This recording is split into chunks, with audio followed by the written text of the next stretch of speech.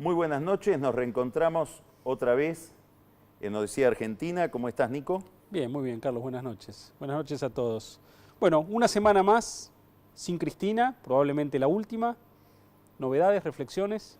Bueno, ha habido una cantidad de novedades fuera de la escena electoral y del conflicto del gobierno con Clarín, que es lo que ha dominado durante las últimas 2 semanas la escena. ¿Existe otra cosa? Existen otras cosas, es decir, ha aparecido en primer plano la Iglesia de distintas maneras. Ha aparecido la Iglesia con un documento sobre el narcotráfico que causó mucha impresión, del que vamos a hablar después con 2 expertos en ese problema. Y reapareció la Iglesia en una operación más sofisticada, a mi juicio, que es un encuentro organizado por la Pastoral Social de la Capital Federal. La Comisión de Pastoral Social es habitualmente el dispositivo que tiene la Iglesia para su relación con la política pura, digamos, y con los sectores organizados de la sociedad. ¿Esa era la reunión del 19 de diciembre de 2001, por ejemplo? Eso era el diálogo argentino. Sí, no, aquello se creó a propósito, si bien estaba bajo el paraguas de Monseñor Casareto, que era el encargado de la Pastoral Social a nivel nacional. Sí. Pero esto que estoy mencionando tiene que ver con la diócesis de Buenos Aires, es decir, por decirlo cariñosamente, el feudo Bergoglio. Ahí hay un sacerdote que se llama Carlos Acaputo, que ha sido la mano derecha de Bergoglio en todo lo que tiene que ver con relaciones con la política, que ha reunido el sábado pasado, antes de ayer, a una cantidad de políticos, empresarios, sindicalistas, de la más variada procedencia, para hablar de una fórmula, si vos querés algo abstracta, que se llama la cultura del encuentro. Me parece que lo importante fue la reunión en sí misma. ¿Lo auspiciaba Quilmes? No. No, ¿No es el sabor del encuentro? Es el sabor del encuentro. Perfecto. No. Sí, sí. No, esto era más sobrio y menos publicitario. Pero lo interesante es que, por un lado, esta operación es novedosa en un país que estuvo tan fracturado durante todos estos años, y creo que también le presta un servicio, si querés, no sé cuán voluntario al gobierno. ¿Fueron Argen y Tina? No, estás hoy... ¿Por qué planteo esto? Porque todo gobierno que está en tren de iniciar una transición hacia la salida se debilita. Y ese debilitamiento le requiere dispositivos de diálogo que en el temperamento de Cristina no están, pero también tal vez estén en la necesidad de Cristina. Y me parece que esta operación que ha realizado la Iglesia en el contexto de una celebración, que es la de los 30 años de la democracia, ha sido conversada con alguna gente del gobierno que también cree que es necesario algún tipo de puente, sobre todo yo creo el ministro de Trabajo y los que tienen que ver más que nada con el sindicalismo. Y hay otra cuestión donde también la Iglesia va a tener protagonismo en las próximas 2 semanas, me parece que un protagonismo no buscado, que es la discusión del Código Civil. Pensé que me ibas a decir que también le están pidiendo que traigan dólares. No, de eso vamos a hablar después. El Código Civil se va a discutir en las próximas 2 semanas por un pedido de la Presidenta. El proyecto se trató durante meses y meses, bueno, ahora se relanza y hay una cantidad de cuestiones que tienen que ver con la definición de persona, con las cuestiones morales, con la moral reproductiva, etcétera, que para la Iglesia son extraordinariamente sensibles y que aparentemente el gobierno estaría dispuesto a discutirlas con los prelados e inclusive a que ellos intervengan un poco en la penumbra en la redacción del texto final. Es interesantísimo el tema, porque plantea un viejo problema, que es el de las relaciones de la izquierda peronista con la izquierda clásica, digamos, y la vocación de acuerdo del peronismo con determinados sectores ideológicos como el catolicismo, donde aparecen confluencias que seguramente a otros sectores del gobierno, más radicalizados hacia la izquierda, les deben resultar incómodas. Pero esto lo vamos a analizar después porque vamos a entrevistarnos con un participante de este encuentro, que fue Eduardo Valdés, que seguramente va a tener cosas interesantes para decirnos. Bueno. Pero no les piden dólares. ¿A quién le están pidiendo dólares?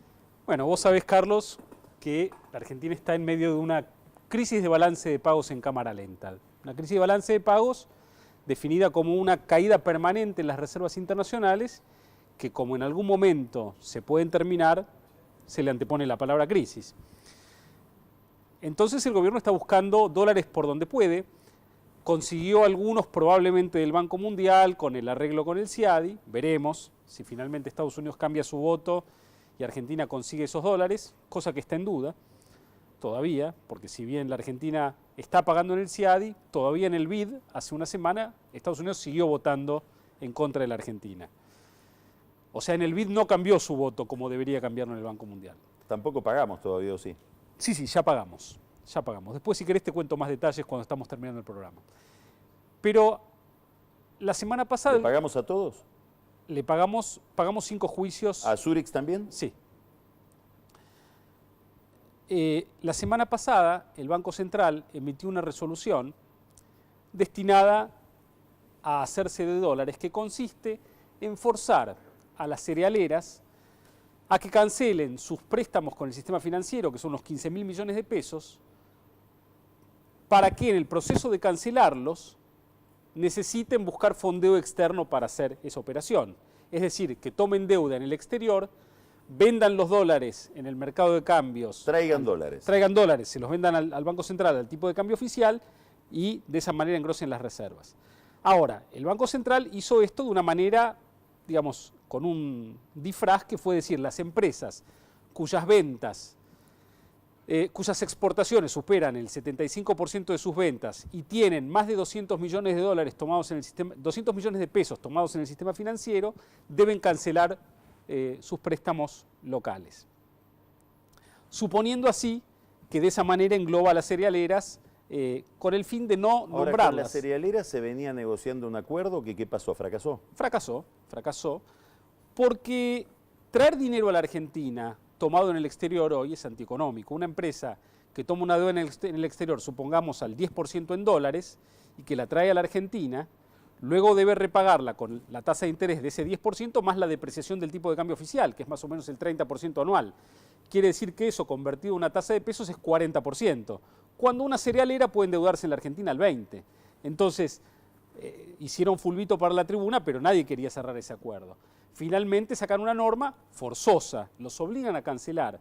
Ahora es muy interesante porque están mandando a las compañías a endeudarse en el exterior para que traigan los dólares. Entonces el gobierno... Es como que se endeudara el gobierno. Claro, ¿por qué no el gobierno? Porque el gobierno es nacional y popular. Carlos, ¿cómo va a endeudarse en el exterior un gobierno que se desendeuda? Que lo hagan otros. Entonces, que me traigan los ¿Y dólares... las cerealeras van a traer los dólares? Van a traer muchos menos que los que el gobierno piensa, y lo que van a hacer es desfinanciar a los productores. El tiro, entonces... A ver, ¿por qué? Justamente porque es costoso para ellas. Entonces las cerealeras lo que van a elegir es achicar su capital de trabajo en la Argentina, cancelar lo menos que puedan acá y tomar lo menos que puedan afuera, porque tomar pasivos externos bajo ley extranjera en el exterior para una operación en la Argentina, digamos, en la cual no saben a qué tipo de cambio van a tener que ir a buscar Pero finalmente. lo que te preguntaba es cuál es la relación con los productores. ¿Qué tiene que ver con los productores todo esto? ¿En qué lo afecta al chacarero? Bueno, el chacarero le vende a las cerealeras que disponían de un financiamiento voluminoso para poder comprarle anticipadamente la cosecha y luego ver en qué momento lo Desprovisto vendían. de ese financiamiento, ¿el chacarero qué va a hacer? O tendrá que buscar financiamiento él si quiere aguantar su producción y tiene deudas, o tendrá que liquidar antes, o digamos, lo cual puede forzar una baja en el precio local. Pero, ¿Y para digamos, los bancos qué significa que les inyecten esta cantidad de pesos que obliga el central a inyectar? a los bancos es una fuente de liquidez que queda abierta para que presten de alguna manera, pero como los bancos no saben prestar, como nos ha explicado Marco Del Pont, seguramente va a dar lugar a alguna nueva línea de crédito dirigido en el cual Mercedes Marco Del Pont le explica a los bancos cómo se prestan los pesos, porque los bancos vos sabés que no saben prestar, ¿no? Bueno, muy interesante. Sigue siendo el mismo problema de siempre, lo estamos viendo desde distintos puntos de vista, que es la falta de dólares. Sí, la falta de dólares, y yo lo que creo que es muy interesante es entender que sigue en marcha la lógica del parche. Digamos, para quienes pensaron que había un nuevo programa económico en la Argentina, en el cual la Argentina normalizaba su relación financiera con el mundo porque le pagaba los juicios en el CIADI, digamos, hay que entender que había una caja que era pagar los juicios en el CIADI con bonos a mediano plazo que destraba un préstamo del Banco Mundial, y que también hay una caja con las cerealeras, y que mientras haya cajas hay medidas del gobierno, pero que no hay un cambio en la política económica. Bueno, continuamos hablando de esto más adelante porque vamos a volver seguramente a este problema, pero ahora vamos a charlar un rato con Eduardo Valdés, ya lo vamos a presentar más específicamente, después vamos a tener una mesa muy interesante de discusión sobre el narcotráfico y este documento de la Iglesia con el profesor Norberto Emmerich y con Eugenio Bursaco. Vamos a tener también un panorama de la situación empresarial hoy en la Argentina con Pancho Olivera, la política mirada detrás de la cerradura por Carola Gil y una cantidad de novedades que nos va a traer bastante picantes, más el Museo de la Década, los tweets de la semana y todo lo que estamos acostumbrados a compartir aquí en Odisea Argentina. Vamos a hablar con Eduardo. ¿Cómo estás, Eduardo? Buenas noches. Muy bien. ¿Qué tal, Eduardo? Hola, un gusto. ¿Cómo va? Un gusto tenerte acá. Carlos. Bueno, Eduardo Valdés es un fundador del kirchnerismo. Eduardo fue uno de los primeros... Kirchnerista, línea fundadora. Sí, línea fundadora, fue uno de las personas que introdujo a Kirchner en el mundo del peronismo de la capital y de la capital. Se reunían allá en un estudio que tenías en la calle. Paraná 858. ¿Año? Y en el año 96. Y en el Sindicato de Trabajadores de Edificio de Víctor Santamaría, de Pepe Santamaría en aquel tiempo. Del padre. En Venezuela 330. Eduardo, ¿quiénes estaban en esa mesa inicial del año Jorge 96? Argüello, Gustavo Vélez, Francisco Meritelo, bueno, estaba Enrique Rodríguez, estaba Patricia Bullrich. ¿Alberto también. Fernández? Alberto viene en el 98. Ajá. Después. Sí, en el Patricia 98 cuando Bullrich es estaba Dualde. en el comienzo, tenés razón. Sí, sí, hay una foto. ¿Era el grupo Calafate? No, no, Bullrich? pre-Calafate. No, todo esto es Pre-calafatiano. la revolución del 90. El primer acto que hace Néstor Kirchner fuera de Santa Cruz es cuando se cumplen 50 años del primer triunfo electoral de Juan Perón, que fue el 24 de febrero de 1996, que había sido en 1946 el triunfo, en Lugano, sea que todavía tierra no- de Tito Pandolfi, lo organizó Tito Pandolfi y era Gustavo Vélez, era el lanzamiento de Gustavo Vélez, jefe de gobierno. Estaba Jorge Argüello, Patricia Bullrich, Enrique Rodríguez, Tito, había más. Me Bueno, faltan ya que estamos en la evocación, comentábamos recién este encuentro de la Iglesia para evocar los 30 años de democracia. ¿Qué sentido tuvo esta reunión en la que participaste? Bueno, a mí me pareció muy bueno porque esto de la cultura del encuentro era ver, primero, que la Iglesia rescató que estos 30 años se pudieron lograr a partir de que hubo encuentros, cuando la democracia o cuando las instituciones peligraban. Podemos ir desde Semana Santa y Rico y Seineldín hasta lo que fue la crisis del 2001, digamos, ¿no? Y creo que lo que se rescató fue eso, o sea, que pudimos salir de determinadas crisis porque la gente valoró más la institucionalidad democrática frente a lo que se había vivido antes del 30 de octubre del 83 y digamos que esos pequeños momentos de encuentro, o no tan pequeños, fue lo que en este encuentro del día sábado se proyectó hacia adelante. Ahora, Eduardo, ¿Cuánto vale estar juntos, estar encontrándonos, buscando los puntos en común ¿Qué significa eso para los próximos años? y pensar políticas de Estado, creo yo? Pisos de consenso. a la luz de esas reuniones que ustedes tenían en el año 96, cuando empezaron a juntarse y armaron este grupo político, y después de más de 10 años de gestión, ¿cómo evaluás los objetivos que se planteaban en ese momento con los logros obtenidos? Es difícil en aquel momento porque yo creo que Kirchner fue presidente, nosotros imaginamos Kirchner presidente en el 2007. Kirchner fue presidente porque fue quizás el político que mejor leyó la crisis del 2001, que no estaba prevista, nadie la preveía en el 96, en el 97, 98, 99, ni en el 2000. Creo que él realmente fue un tipo que Yo me acuerdo porque aquel día del 20 de diciembre, 19 de diciembre que sale, todos los gobernadores justicialistas estaban en un acto inaugurando un hotel en Merlo, San Luis. Y parecía que estaban en otra Argentina. Muy Y él- promovido y- por Rucauf el acto. Promovido por Rucao, bueno, y por Rodríguez Sá, que era el que gobernaba esa provincia, Adolfo Rodríguez Sá.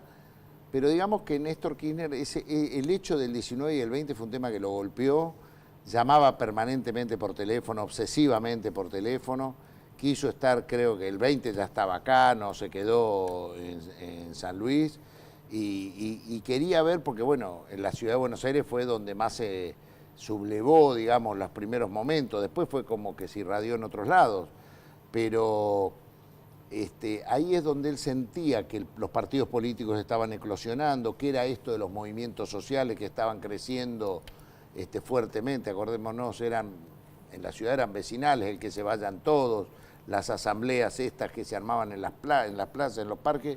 Un reproche que se le hace habitualmente a Cristina es que ella no tiene la misma sensibilidad para el trato con las organizaciones, para el trato con el peronismo, para el trato con los sindicatos, para el trato con los intendentes, y que eso ahora le va a generar alguna dificultad, porque como en toda transición vas a tener que dialogar con sectores que empiezan a demandar, que tienen sus propios proyectos de poder.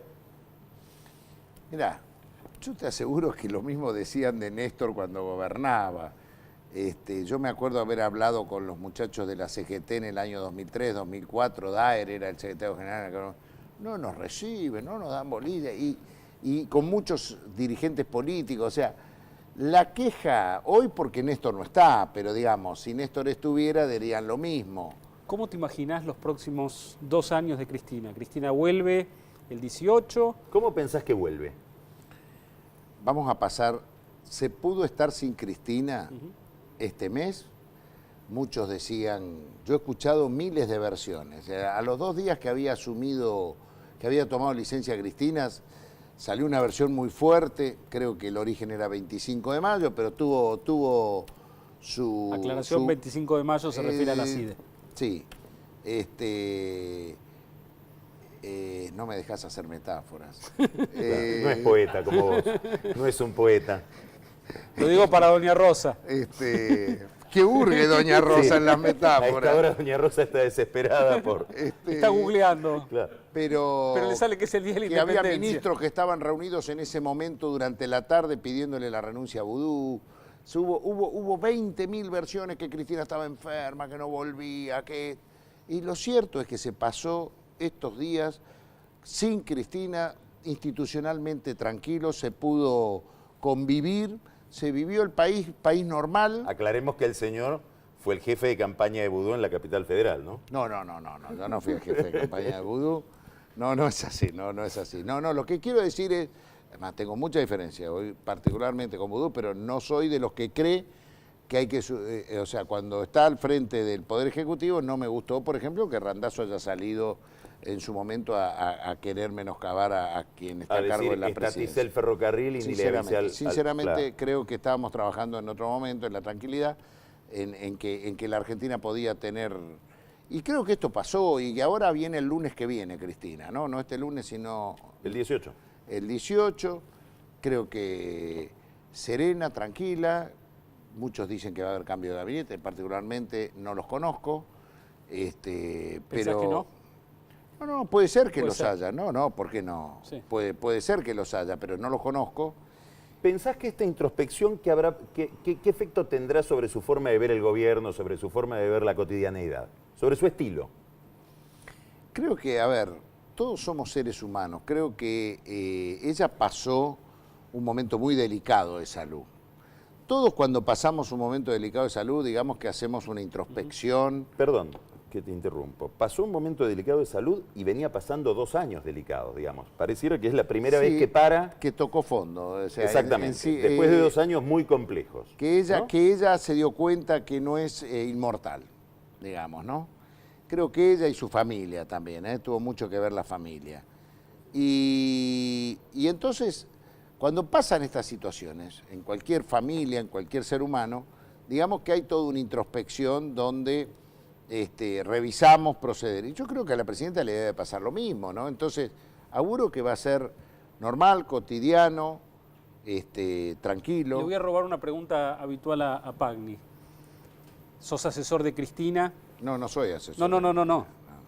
Te nombran asesor de Cristina y le tenés que aconsejar cómo gobernar los últimos 2 años o cómo reformular su gabinete. ¿Qué le dirías? Yo creo que el 30% que ha sacado el kirchnerismo, yo particularmente quiero decirles que me gusta mucho el kirchnerismo del 22%. Si vos me decís qué kirchnerismo me gustó más, el del 22% de Néstor y el de diciembre del 2009, después que de Narváez le ganó a Néstor Kirchner. Sos de la teoría de que con muchos votos se equivocan. A mí me gusta, no, soy de la teoría que cuando suceden las cosas que dije anteriormente, sale lo mejor del ser humano, diría Perón, sacan el bastón de mariscal de la mochila y salen a ganar consensos que son necesarios para el 2015. Y así como en ese 2009 parecía que todo se terminaba en el 2011, digamos que de aquel magro resultado electoral terminó un 54% por la humildad, por lo que fue el trabajo, me dio esa sensación. Y creo que auguro que en este tiempo va a suceder lo mismo. No es, el 2015 me da la sensación que el peronismo va a dar pelea. ¿Cómo pensás que se resuelve o cómo te gustaría que se resuelviera la fórmula del 2015 del oficialismo? Yo creo que la fórmula, creo que hoy existen las PASO y uno puede ordenar a partir de esta situación. Yo creo en el Partido Justicialista, creo que a partir de que se ordene el Partido Justicialista se ordenarán los futuros aliados, ¿no? Pero me da la sensación que no nos equivoquemos, me parece que hay posibilidades de revertir este resultado. Pero vos creés que va a haber una interna, por ejemplo, 2015, entre distintos candidatos. Ojalá que hubiera una interna, porque ¿sabes qué? Fortalece más al que gana. Pero no estás tan seguro.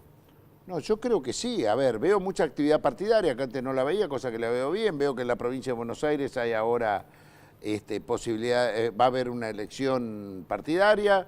Me dicen, te doy una primicia, que en abril es el Partido Justicialista de la capital. Ahí vas a jugar, porque vos sos ahí. Bueno, vamos a jugar, para poder opinar, creo que hay que jugar. ¿Quién te gusta para el 2015? O sea, ¿qué candidato decís, este me gusta, a este le pongo una ficha, con este voy, aparte de vos? No, yo no, pero... A ver. Randazzo ya dijiste que no hace un ratito. No me gustó esta situación, yo no lo descalifico a Randazzo, creo que ha sido un ministro extraordinario. No, es una broma que te estoy haciendo porque lanzó una candidatura que no sabemos muy bien a qué durante el fin de semana. Convengamos, Randazzo resolvió un tema histórico de la Argentina en estos 30 años, que son los documentos nacionales de identidad, el pasaporte, cuesta más barato, o sea que gestionando el hombre es muy importante, es muy bueno. No me gustó esta actitud que hubo. A mí, digo, Scioli no lo descarto porque es una realidad que está. Uribarri dice que quiere jugar, Capitanich también. Me gusta particularmente Julián Domínguez, el presidente de la Cámara de Diputados. ¿Como candidato a presidente de la Nación, Julián? Sí, claro, porque... Esa es otra premisa. Particularmente a mí me gusta. Otro bonaerense. Y creo que tiene posibilidades, creo que está bien parado. Bueno. ¿Massa va a competir adentro del justicialismo, afuera? ¿Cómo te gustaría? Es problema de Massa. Yo creo que no le conviene a Massa ir fuera del justicialismo. Me da esa sensación, pero es problema de Massa, ¿no? En esto, sinceramente, valoro mucho, y esto fue una cosa que salió de síntesis del encuentro del sábado en la Pastoral Social, que particularmente lo dijo Julián Domínguez, ¿no? La democracia se compone de partidos políticos, y los partidos políticos deberían ser más perdurables. No me parece serio candidatos que van cambiando de partido de acuerdo a la elección que viene. Particularmente te doy un nombre, o sea, Elisa Carrió pretende gobernar este país y en los últimos 7 años cambió por lo menos 4 partidos políticos. Y entonces así no se gobierna, así no se constituye. Yo me acuerdo, a mí me gusta un radicalismo fuerte, me gusta un justicialismo fuerte, ojalá el PRO pueda consolidarse como un partido nacional, lo veo difícil, pero lo están intentando. Digamos, el Partido Obrero es una cosa a respetar, guarda, son eso, no es sueño de una noche de verano. Creo que el Partido Obrero es un partido que ha venido consolidándose los centros de estudiantes primero, de estudiantes secundarios, esos secundarios terminaron el colegio, están en la universidad, ganaron las federaciones universitarias de estudiantes, hoy han ganado la ciudad de Salta, en la capital han andado muy bien, en la provincia de Buenos Aires, en Mendoza. ¿Cuál es la asignatura pendiente de este gobierno? Vos pertenecés al oficialismo, ¿qué cosa te hubiera gustado que ocurra y que no ha ocurrido en estos años de gobierno? No, que no ha ocurrido, pero que puede llegar a ocurrir. Bueno. Yo creo que a mí me parece que tenemos todavía cuestiones pendientes con la distribución del ingreso. Me gustaría llegar a lo que dejó Perón en el 74, el 50-50. Y creo que para eso Necesitas un acuerdo con los sindicatos, que es lo que estuvo promoviendo la Iglesia en este encuentro. Bueno, pero es que los sindicatos, sinceramente, pero hay que dejarse posiciones egocéntricas, porque si querés que haga una crítica en ese encuentro, fue la actuación de Moyano. O sea, todos en esa reunión pusieron algo de sí para coincidir con el otro que no pensaba igual. Menos Hugo Moyano, que hizo su propio show y no tuvo puntos de encuentro con los demás. Bueno, muchas gracias, Eduardo. Fue un placer. Muchas gracias, Eduardo. Gracias, gracias por venir. Bueno, Volvemos próximo bloque, seguimos con... la mesa sobre narcotráfico con el doctor Emerich y el doctor Bursaco. Gracias.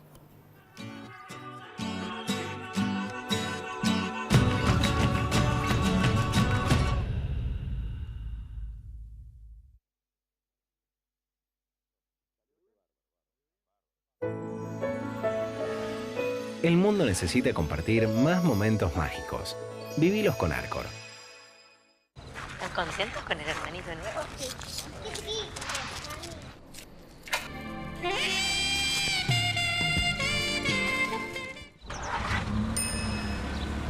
Gran Siena. Hay lugar para todos. Como las flores de azahar, tu amor perfuma mi vida. Como la sal de los mares. Pero la puta. ¿Qué es eso? ¿Y qué querés con lo que pagaste, loco? Se jode el lector. Poner 2 manguitos más, contratar el servicio premium. ¿Ahora qué hago? Regalar un viaje, que nunca falla eso. Muchachos, ¿para dónde van? Claudia, me pedís un remix. ¡Un remix! Vivimos en un mundo que necesita minerales. Pero sabemos que, antes que nada, necesitamos un mundo donde vivir. Cámara Argentina de Empresarios Mineros. Por una minería limpia, segura y sustentable. La calvicie es hereditaria. Por suerte, los valores también. Pharmacity. La salud también se contagia.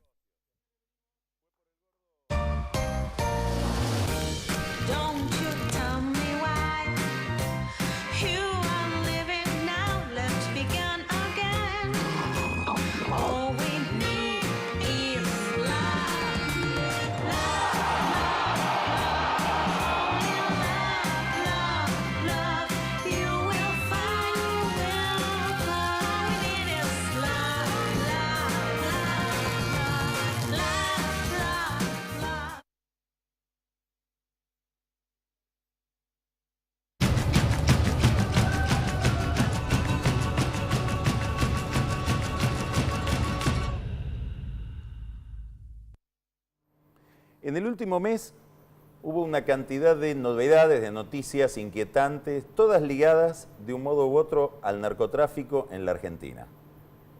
Hace pocos días, la toma de una comisaría por parte de los vecinos en José Luis Suárez, donde había sido asesinado un chico de 11 años, con la bandera "Los policías protegen a los narcos". Un poco antes, un escándalo en Córdoba por la vinculación de la policía de Córdoba con el narcotráfico. Antes, el mismo episodio en Santa Fe. El atentado a Bonfatti. El atentado a Bonfatti ligado a este problema en Santa Fe. Este fin de semana, el viernes mejor dicho, la Iglesia irrumpió en la escena con un comunicado muy duro, muy explícito, no sabemos hasta dónde completo, y eso es lo que vamos a discutir ahora, sobre el narcotráfico. Lo vamos a hablar con Norberto Emerich, que es un especialista en el tema, un profesor, diríamos, multinacional, porque está radicado en Buenos Aires, da clases en México, tiene una participación muy intensa en los medios de Canadá, y con Eugenio Bursaco, que ha pasado por la función pública en la ciudad de Buenos Aires como jefe de la Policía Metropolitana, pero que es un estudioso también de los temas de seguridad, narcotráfico, etc. Muy buenas noches. Buenas noches, un gusto. Norberto, sí. Droga y narcotráfico. ¿Hasta dónde un tema tiene que ver con el otro? ¿Hasta dónde son dos temas que hay que enfocar de manera diferenciada? Sí, este tema que en principio pareciera ser uno solo, droga y narcotráfico, en realidad son dos temas muy relacionados y distintos, ¿no? Para decirlo con claridad, el tema de la droga tiene que ver básicamente con consumo y está más ligado a un problema de salud pública, con lo cual en términos conceptuales parece ser sencillo de definir y en términos políticos es difícil de solucionar, ¿no? Porque por más que uno diseñe una política de inversiones, infraestructura, legislación, capacitación, etcétera, los recursos son bastante ingentes a la hora de afrontar el problema, pero es un problema de salud pública. Y el problema de narcotráfico es o un problema de seguridad o un problema ligado a cuestiones más políticas, más profundas, más dificultosas, o sea, más difíciles de comprender, pero en definitiva más sencillas de abordar una vez que se diseña una política pública que va detrás de la comprensión del problema. O sea que son dos problemas íntimamente relacionados, pero distintos. En números, Argentina hoy, ¿cómo está en términos de narcotráfico? Es decir, consumo, delito, ¿alguna idea en términos históricos y comparativos con otros países, Eugenio?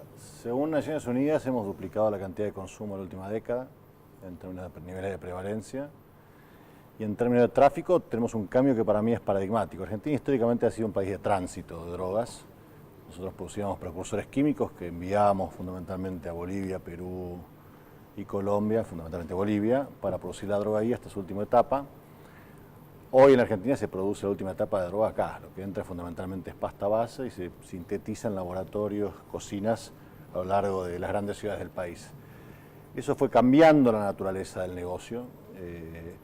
Y yo en algún punto disiento un poco con el doctor en el sentido de que el consumo impacta también en la modalidad del negocio, sobre todo local. Hoy lo que uno verifica en las grandes ciudades es que hay una fuerte pelea territorial por controlar el negocio de consumo.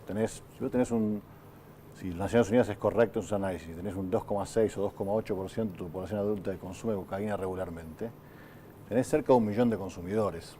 Eso es un mercado inmenso para satisfacer. Y las redes de comercialización se utilizan controlando el territorio. Y esto es lo que uno ve en Rosario, en Mar del Plata, en Buenos Aires y demás. ¿Cuán organizadas son esas redes en Argentina comparadas con México, Estados Unidos? O sea, ¿tenemos cárteles en la Argentina? Tenemos la influencia de cárteles internacionales, eso está claro. En los últimos años se ha visto la presencia de relevantes miembros en el país. Inclusive hemos tenido asesinatos de miembros de cárteles acá, hemos tenido, digamos, presencias que tienen que ser un llamado de atención. Yo era diputado nacional, me acuerdo, mataron el cártel de la Cordillera en Unicenter a la tarde. Unicenter, sí. Hice un pedido de informes, el tipo de Villanaires del Pilar, tenía pedido de captura internacional de Colombia y los Estados Unidos, tenía 8 entradas y salidas del país con su pasaporte propio, digamos, ¿no? Son cosas que no pueden pasar desapercibidas, como pasó recientemente el tema de efedrina. La escasez de controles que hay en este país es notable. Argentina históricamente importaba menos de 1 tonelada al año de efedrina para producir descongestivos y demás. En el punto cúlmine del proceso, cuando se produce el asesinato de Vina, Ferrón y demás, sí, que se produce el escándalo y demás, en ese momento Argentina está importando 20 toneladas al año. 20 toneladas de efedrina es 5 veces lo que necesita la industria farmacéutica de Estados Unidos para producir fármacos. Entonces, ¿quién controló? Entonces, yo creo que el problema en Argentina en las últimas 2 décadas, sobre todo los últimos 15 años, cambió la naturaleza, es mucho más grave. Tiene involucradas autoridades de distintos niveles y se manifiesta tener jefe de policía de Santa Fe, de Córdoba. Y no es casual que hemos llegado a este nivel. Y creo que tiene que ser un punto de inflexión. Lo que pasó hace unas semanas con el gobernador de Santa Fe es un tema grave, digamos, ¿no? Por supuesto que uno siempre dice, si lo quieran matar, lo hubieran matado. Está bien, pero valieron la casa, él estaba en una habitación, las balas entraron donde estaba el living. Podrían perfectamente haberlo matado a él o a otro en la familia. Norberto, ¿vos tenés una visión igualmente sombría O sea, en cuanto a datos, los datos son esos, ¿no?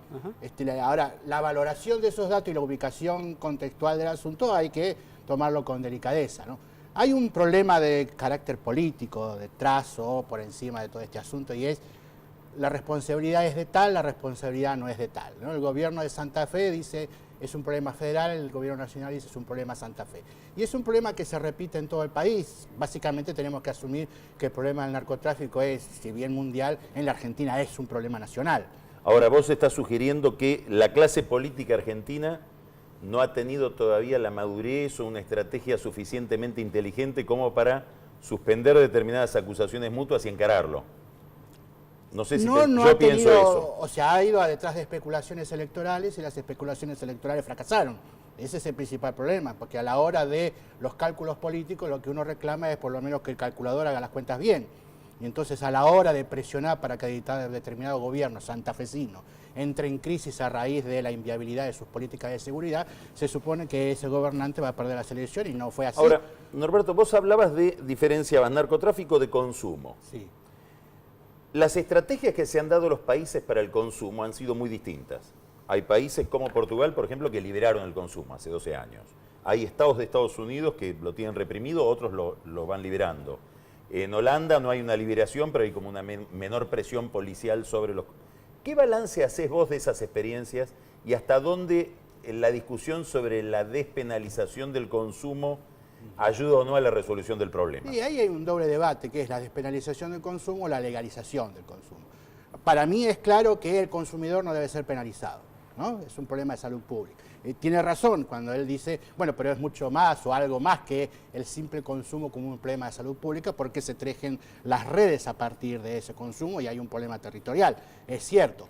Pero hay que hacer la tajante división de que no podemos tener las cárceles llenas de consumidores como si fueran infractores a la ley de estupefacientes, ¿no? Entonces hay resoluciones legales que hay que adoptar en profundidad y que solo se pueden hacer con un gran debate nacional. Si se hizo un gran debate nacional alrededor de leyes que se consideraron fundamentales, como la ley de medios, que se hizo todo un largo debate, bien vale la pena debatir estas cuestiones para ver qué hacemos con el consumo. Creo yo que en el caso argentino no tenemos consumidores libres que hacen una especie de transacción libre sobre un bien ilegal, sino que tenemos realmente consumidores esclavos que trabajan como sicarios, que son pagados con droga, que crean su propia red microindividual y que O sea que mueren. eso alimenta el fenómeno del narcotráfico. Claro, acá en la discusión sobre si liberamos así alegremente como si esto fuera Holanda, no es así. Acá hay pactos de vasallaje, por poner un nombre, Eugenio, alrededor del consumo, hay que ser cuidadosos.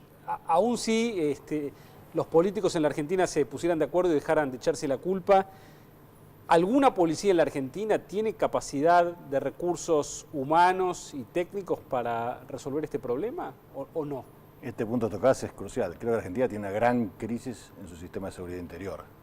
Tenemos gendarmes, prefectos, que en vez de estar cuidando la frontera, están en las ciudades haciendo multas de tránsito. Hace unas semanas atrás tuvimos un evento muy conocido porque afectó a un político y el que estaba acompañando a la gente de tránsito era un gendarme. Yo me digo, un gendarme que fue preparado para cuidar la frontera, que vive a 1000 kilómetros de distancia de Loma de Zamora, donde ocurrió el hecho, ¿qué hacía ahí, digamos, ¿no? Mientras la frontera es un corredor, yo estuve en Aguas Blancas este año, estuve en la triple frontera varias veces. ¿Tendríamos que tener una DEA en la Argentina? La frontera es un colador, no tenemos buena parte del espacio sin radarizar, no hay escáneres móviles como debiera haber, o sea, comparado Pero inclusive con los países en la región... ¿Hace falta una policía especializada como la DEA? Hace falta que las fuerzas federales pongan foco en los delitos federales, que se complemente la tarea de las policías provinciales. Pues las Brasil se radarizó. 100% de su pase aéreo. Muy bien. ¿Cuánto evolucionó el combate al narcotráfico después de la radicalización? Si es que evoluciona en algo. Ellos tienen una ley de derribo, la hacen cumplir. ¿Y eso mejora las cosas o siguen estando el mismo problema de antes? Mejor control sobre los vuelos ilegales del que tenían en el negocio, pasado. Carlos. Vos le dificultás el negocio, claramente, especialmente cuando sos productor de la materia prima. Sube el precio y cae la demanda. Porque el problema del narcotráfico o del tráfico y el tránsito no tiene que ver con la búsqueda de la solución definitiva del problema, sino con políticas de acorralamiento. Por acá no se puede ir y por supuesto buscarán alternativas, ¿no? ¿Hasta dónde se sabe cómo es el problema? Digamos, ¿hasta dónde tenemos una imagen correcta? Digamos, información que describa cuáles son los carteles, cuáles son los actores, con qué actores internacionales están. Yo deduzco y supongo, vos lo sabrás mejor, que la información está. El problema es cómo se cataloga esa información y cómo se la evalúa y cómo se adoptan políticas, porque uno puede decir, bueno, entonces adoptemos una política de enfrentamiento claro y en todo caso conjunto a Y no parece ser que las políticas de enfrentamiento, con todo ese léxico, sean exitosas en ningún lugar del mundo. Norberto, ¿cuál es la relación hoy entre las villas de la capital y la droga? Es decir, en términos de consumo, de producción, de venta, ¿hay una relación? ¿No hay, o no se diferencia? Pareciera ser que está resurgiendo un gran cartel porteño que había quedado medio apagado con los sucesos de la villa. Claro, sí. ¿No? El gran cartel peruano que había asolado la ciudad durante 10 años en una guerra que terminó en el megaproceso del juez Torres, que se aplacó, digo, no terminó, o sea, se convirtió en un negocio y dejó de ser un problema político, que era lo que importaba. No sé si con los 5 asesinatos en la Villa 1-11-14 resurge nuevamente. Eugenio, vos que conocés el territorio. El tema territorial es un tema crucial porque creo que pinta un problema de fondo que en Argentina que se retiró el Estado del territorio. Cuando uno ve los procesos de, algunos llaman faberización, por el proceso que se dio en Brasil o en México, en Colombia, en Venezuela mismo, uno nota que en aquellos lugares del territorio donde el Estado se retira en sus funciones sociales más básicas, en muchos casos el narcotráfico ocupa ese lugar como generador de negocios, inclusive hasta como en términos de generación de acción social. En Brasil, los narcos cobran el cable, la electricidad, el gas. Llegó ese punto de abandono del Estado donde los narcotraficantes pasaron a ocupar un rol de servicio público. Al menos te dan algo. Yo creo que en este tema es crucial y comparto, decía el doctor, que el Estado tiene que tener una reinserción integral al territorio, no solo en materia de acción social. Pero acá hay un problema, y es muy útil lo que él dice, porque acá hay un problema que tiene que ver con la política en general, y es que la política a grandes rasgos en la Argentina dejó de ser territorial. El clásico peronismo del Gran Buenos Aires, que controlaba el territorio, cedió y adoptó una forma de hacer política más movimentista, si se quiere, más popular, más de masas, en detrimento de lo que había sido la experiencia de los últimos 15 o 20 años, ¿no? De control estricto del territorio para a partir de ahí tener un caudal electoral. Es decir, el puntero que controlaba la villa. Es lo clásico, ¿no? Se dio ese control a manos de otro, vos decís. Y como él dice, si el territorio se entrega, se asume, alguien lo va a controlar. ¿Qué le hubieras agregado al documento de la Iglesia si hubieras agregado algo? El documento es un documento muy fuerte y muy bueno, digamos, ¿no? Creo que pedirle que la Iglesia haga nombres me parecería excesivo, pero dijo claramente, mencionó policía, justicia y el poder político, ¿no? Como corresponsables de esta actual situación. ¿Norberto? Yo creo que el documento de la Iglesia aparece en un momento particular y especial, o sea, cuando el tema es el tema de estas últimas semanas, ¿no? Todos los medios están poniendo su página y su columna diaria de cuestiones de narcotráfico, que la Iglesia se suma al encuentro, el grave problema de que es un discurso, un documento donde hace denuncias puntuales, claras y específicas. Me parecía una especie de convocatoria que hay que resolverlo sea como sea el problema. Y esto no es así, el problema debe comprenderse, porque no es un problema sencillo, esto no es un problema criminal. Este es un problema social y político que esconde y tiene detrás de sí fuertes conductas criminales que son invisibles y casi ilegales en el mayor de los casos. Bueno. Por lo tanto, es un documento un poco tendencioso y tramposo en ese sentido. Bueno, muchísimas gracias. Gracias, Eugenio. Gracias, Norberto. Muchas gracias. Muy interesante. Vamos ahora a seguir con los tweets, con Carola Gil, Momento Whisky y todo lo que queda de Odisea para esta noche.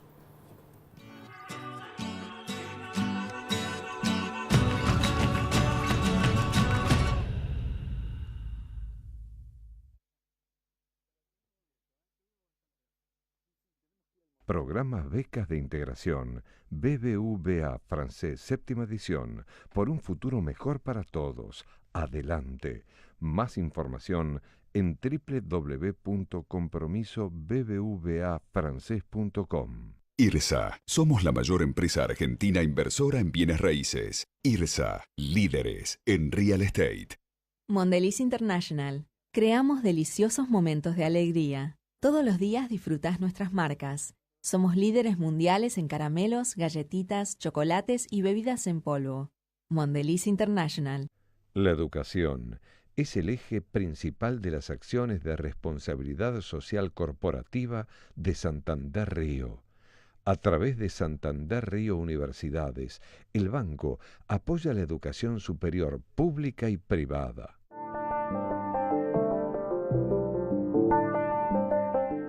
...140 años con una visión muy clara... ...ser el banco de todos los cordobeses...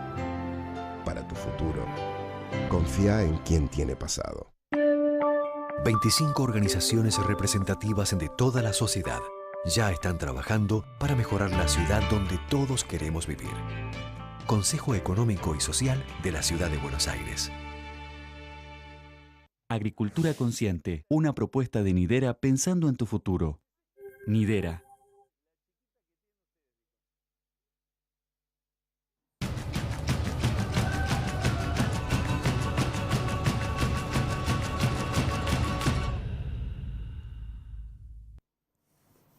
Y una nueva reliquia en el Museo de la Década Ganada que estamos construyendo minuciosamente, lentamente, con Nico.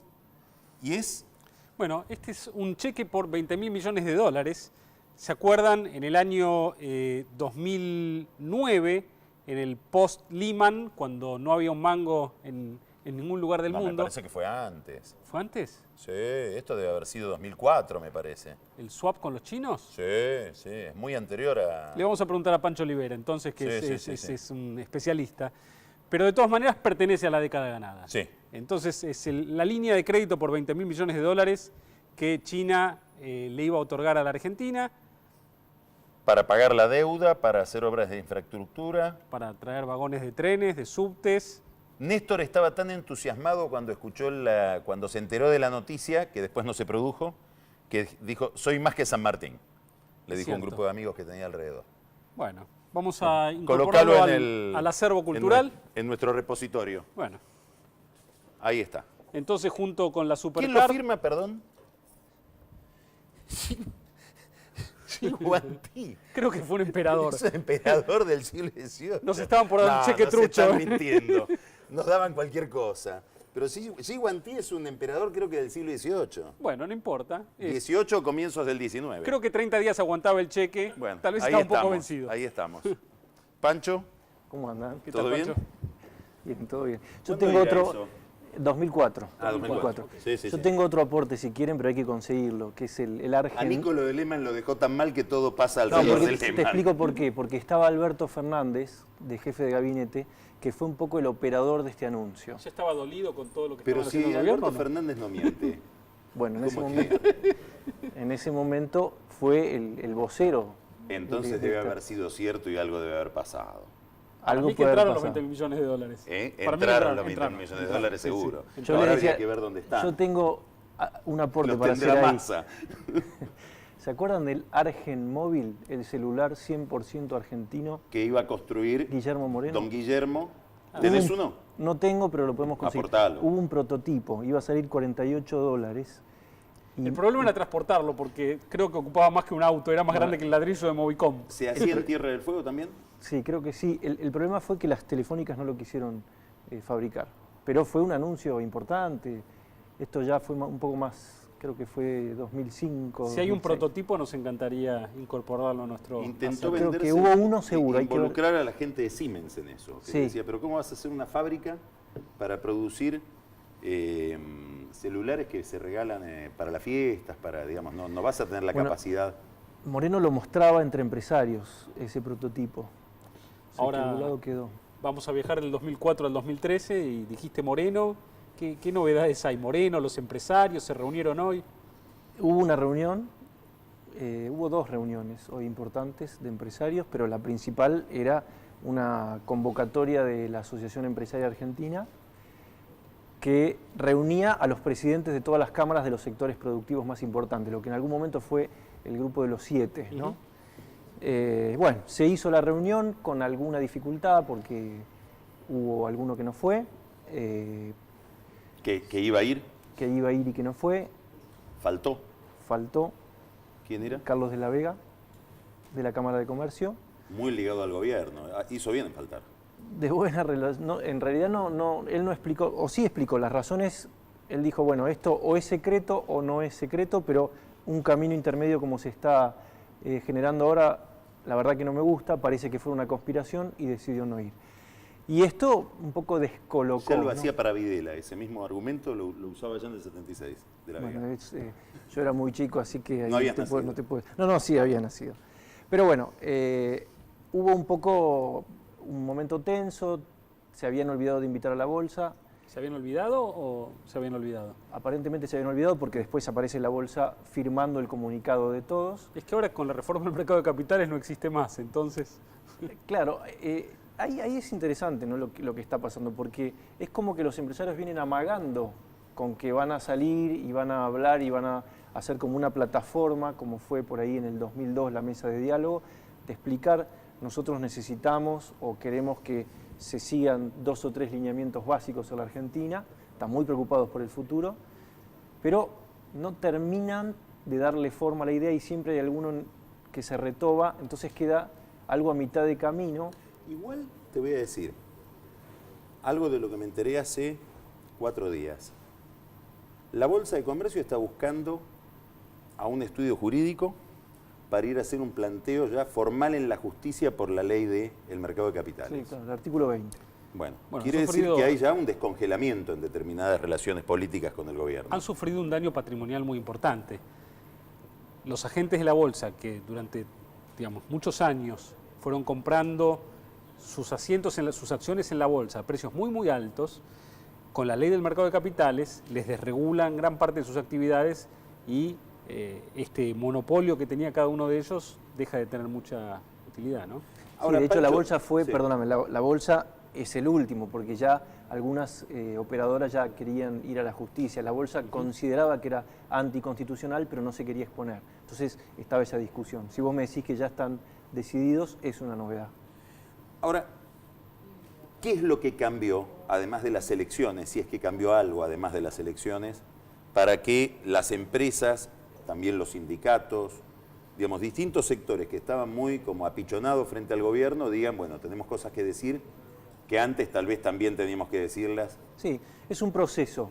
Las elecciones son el último eslabón de una cadena que empieza en realidad con la elección de Bergoglio como papa.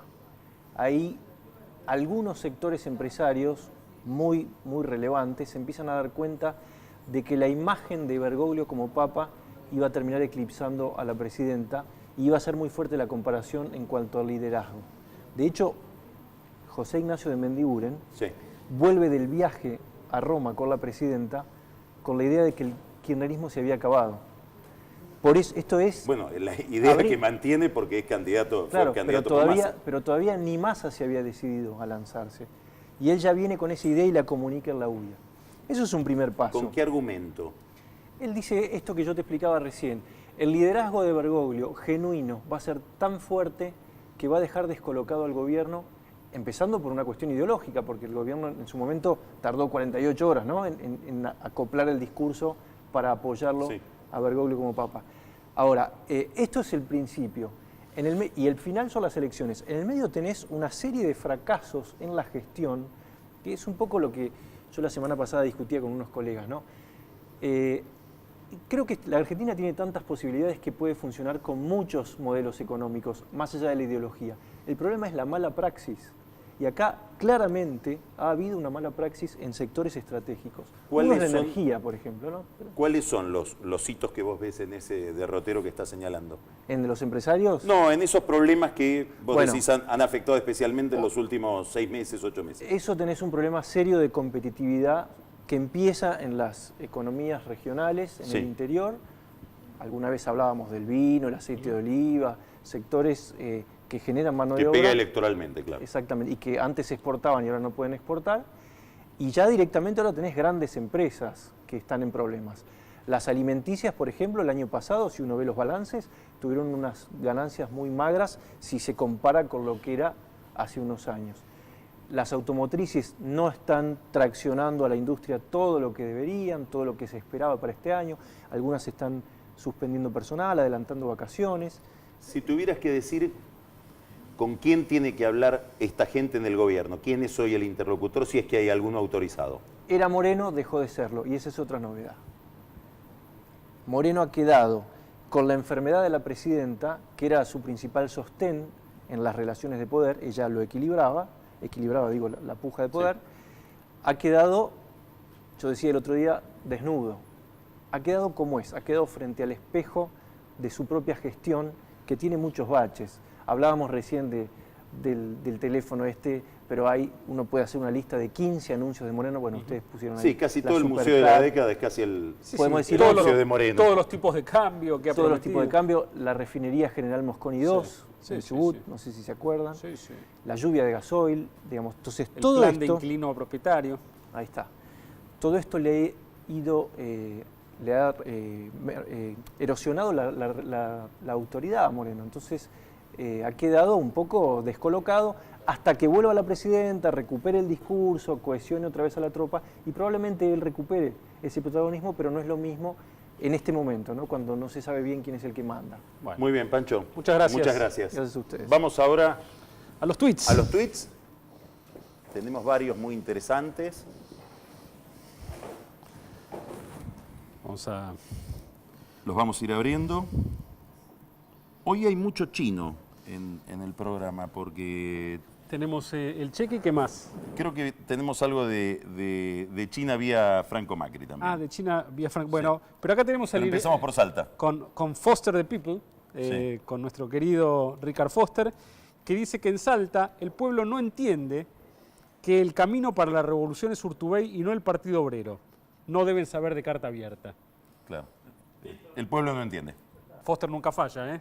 No, y ahora tenemos a Franco Macri. No te deja de a pie. La filosofía china, dice Franco Macri, en su cuenta de tweet, en la neblina, enseña en la neblina, dice, avanza paso a paso. Negociar con ellos es cumplir con pactos acordados y tener objetivos claros. Bueno, le está hablando al gobierno. ¿Qué quiere decir? ¿Cumplir con pactos? ¿Un departamento para cada No, chino? no. Cumplir con pactos es, me dejaron afuera en el Belgrano Cargas. Por lo tanto, como me dejaron afuera en el Belgrano Cargas y no se cumplió con el pacto acordado, no va a haber objetivos claros. ¿El objetivo claro cuál es? Las represas que los chinos dejan ahora de financiar. Es decir, filosofía Macri en estado puro. Ok. Bueno, y acá yo tengo uno bastante divertido, de nuestro querido Jorge Lloma, que dice, 2 horas de cola para las entradas de Creamfields para mi hijo. La gilada me mira como diciendo, mirá al turco drogón este. O sea que los que van a Creamfields son drogones. Bueno, eso dice Lloma. Ah, no sé. ¿Quién fue? Gonorrea nunca falla tampoco. Hola, soy Adolf Hitler y quiero decirte que me sacaron de contexto. Teléfono para Durán Barba. Durán Barbismo. Durán Barba es el único caso que yo conozco donde el candidato tiene que salir a cubrirle la imagen al asesor de imagen. Y Mauricio ya le pasó varias veces a Macri tener que explicarlo a Durán Barba y no al revés. Jaime, las veredas, habla de las veredas. Si querés hablar de eso, habla de las veredas de Berlín. Pero, bueno. Y nuestro Malcolm, querido Malcolm, la señora presidenta se encuentra en perfectas condiciones de salud, pero aún no ha sido informada. Excelente. Bueno. Tenemos uno más. Tenemos varios hoy. Uno para vos. Jorge Capitanich, gobernador del Chaco. En nuestra provincia tenemos distintos productos turísticos que son perfectamente demandados a nivel nacional e internacional. Yo creo que ¿Qué con esto decir? se termina la sangría de dólares por turismo. Van todos a Chaco. Todos a Chaco. ¿A dónde? No. A Chaco. A Chaco. Muy bien, vamos a ver a Carola. ¿Cómo estás, Carola? Chaco Forever. Bien. Buenas noches. ¿Qué tal? Buenas noches, Nico. ¿Cómo andan? Preguntaron por vos hoy, pero bueno. Eso me comentaron, Sí, con mucha ansiedad. Mi medida vino un poco escasa, pero no importa, vamos a brindar. Hoy estamos como con los dólares. Damos por inaugurar el momento whisky. Siguiendo. Salud. Salud. Salud. Feliz cumpleaños para Guado de Pedro. Y para Carol también. Y Carol también, para los dos. Bueno, feliz cumpleaños entonces a ambos. Vamos con varias cortitas y arranco. No voy a empezar a detenerme en lo de la Creamfields y Insaurralde, que fue con Burlando y 2 señoritas y que Jessica No, eso fue. ya fue contado. Eso ya lo contaron en los diarios. Está en los diarios. Está en los diarios. Pero yo sí sé a dónde fueron juntos. ¿Quiénes? Burlando y... No, podría haber ido también, ¿eh? Podría haber ido. No. Jessica y Martín Insaurralde. ¿A dónde? Fueron a hacer unos retoques. ¿En la cara? Sí. Buscando votos. Buscando Botox, se encontraron con el Botox.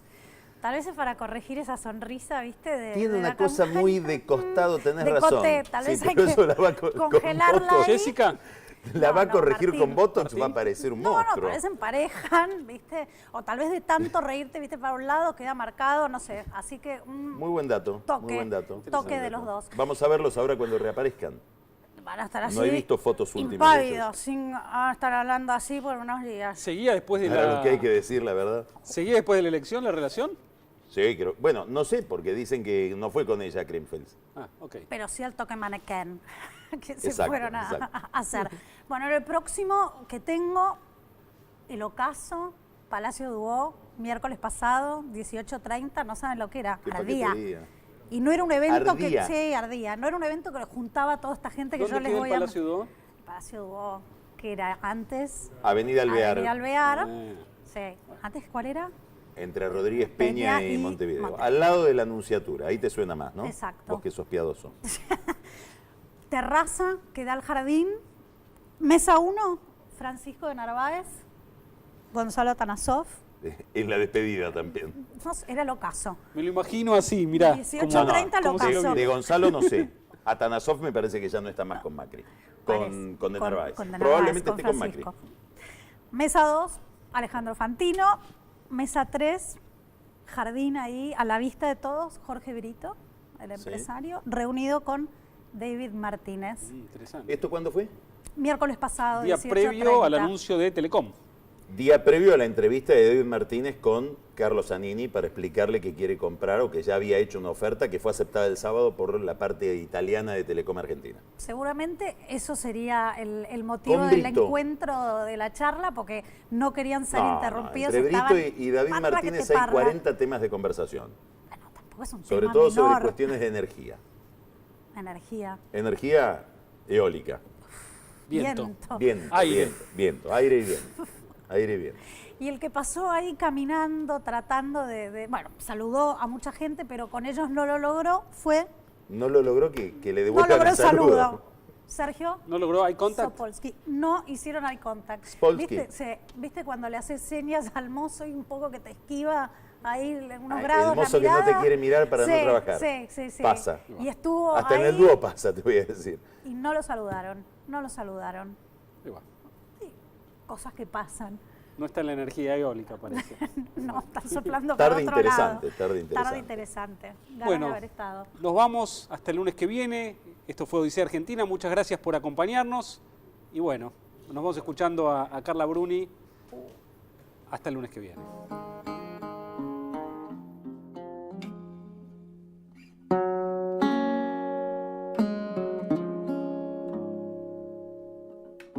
See the pyramids along the Nile. Watch the sunrise on a tropic isle. Just remember, darling, all the while you belong to me. See the pyramids along the Nile. Watch the sunrise on a tropic isle. Just remember, darling, all the while you belong to me. See the pyramids along the Nile. Watch the sunrise on a tropic isle. Just remember,